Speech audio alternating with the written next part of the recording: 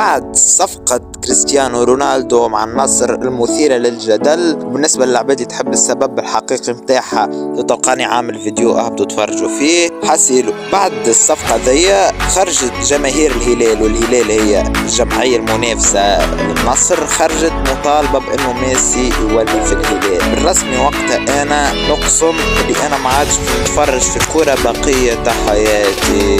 قالك ميسي في الهلال. حسيلو خرجت الخبر هذايا، وهل الخبر هذايا صحيح ولا قبل كل شيء الخبر هذايا غلط ومستحيل يصير مهما يصير، مستحيل يصير مهما يصير. يا حسيلو بالله لك تخرج يا حسيلو. تو انت راك تسأل عليه ما يشبش يصير. هاي متاع كريستيانو رونالدو ما خرجتش الإجابة وقتها، أما في الآخر انضم للنصر السعودي.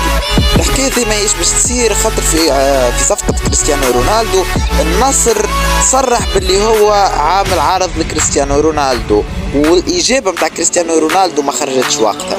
أما تو الهلال خرج بتصريح لميسي لحد هذا محض إشاعات وترهات. انت في عوض ما تدخل تو الفيديو هذا تتفرج في الحاجة التافهة هذيا، برا اعمل حاجة تفيدك واشترك في القناة تلقى احسن هذا باش يفيدك على الاخر. حسيلو لا علينا، وهكا كنا كملنا الفيديو. ساو